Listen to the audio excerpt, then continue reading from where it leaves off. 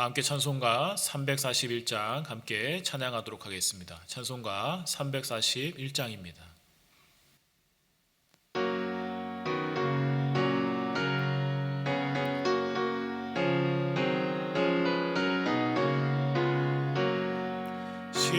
십자가를 내가 지고 주를 따라갑니다.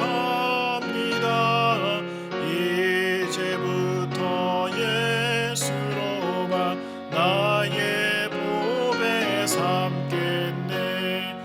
세상에서 부귀영화 모두 잃어버려도 주의 평안 내가 받고 영생 복을 받겠네. 주도 곤욕 당했으니 나도 곤욕 당하리. 세상 사람 간사하라 예수 진실합니다. 예수 나를 사랑하사 빛난 얼굴 보이면 원수들이 미워해도 염려할 것 없겠네. 내가 핍박 당할 때에 주의 품에 안기고 세상 고초 당할수록 많은 위로 받겠네.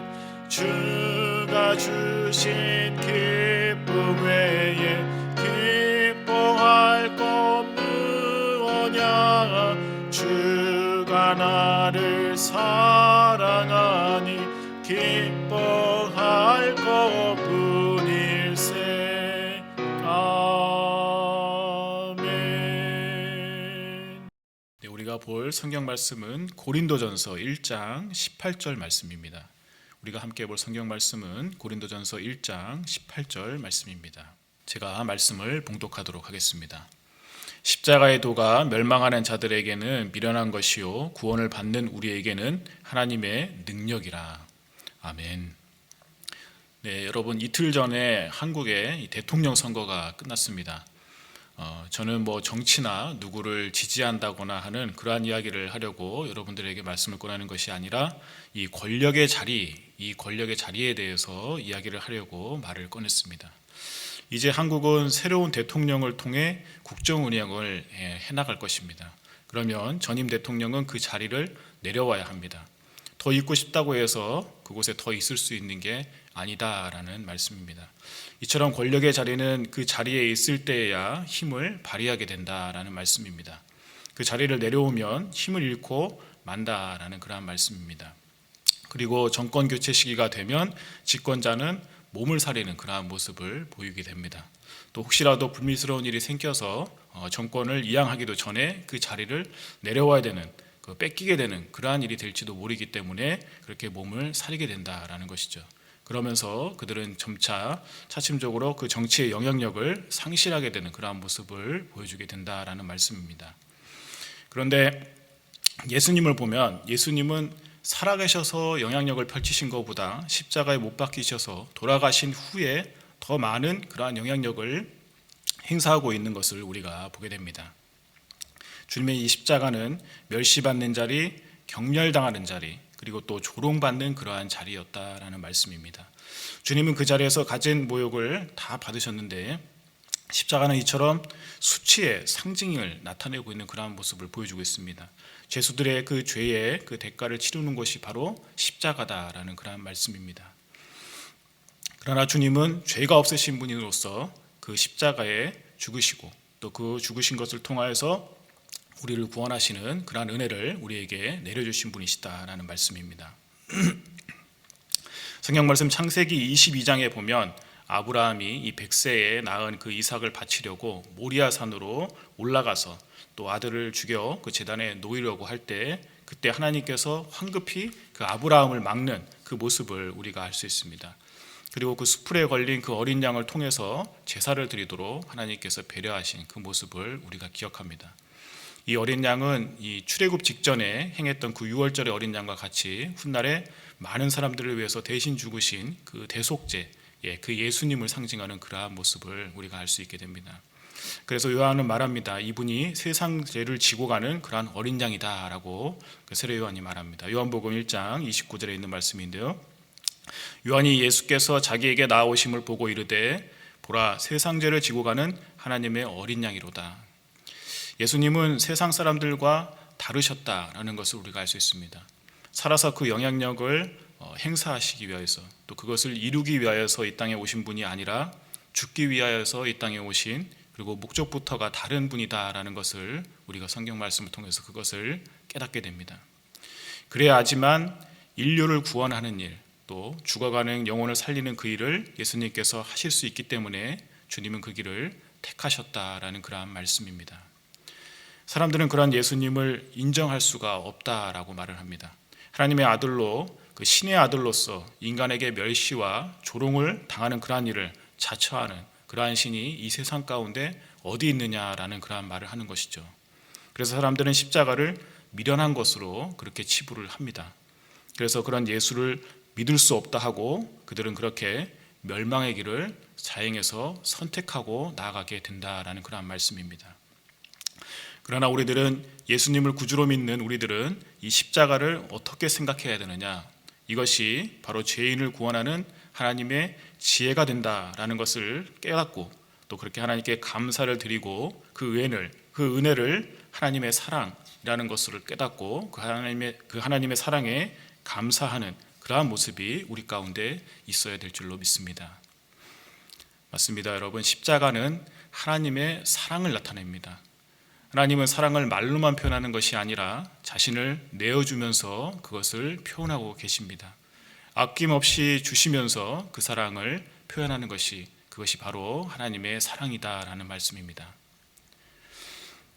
여러분, 우리가 하나님을 사랑한다라는 것은 나에게 무엇을 공급해 주셔야지만, 또 내게 물질적인 복과 풍요와 평안을 주셔야지만 또 감사하면서 사랑한다고 하나님께 고백하는 그러한 것이 아니라, 바로 이 씻을 수 없는 나의 죄, 그리고 또 갚을 수 없는 그 죄의 값을 대신 치러주신 그 우리 주님의 그 고귀한 그 희생, 그것에 감사하는 마음과 또 그렇게까지 나를 사랑하시는 그 하나님의 은혜가 얼마나 큰지, 그것을 생각할 때에 하나님께 감사를 올려드리는 그 모습이 바로 우리들의 모습이 되어야 된다라는 그런 말씀입니다.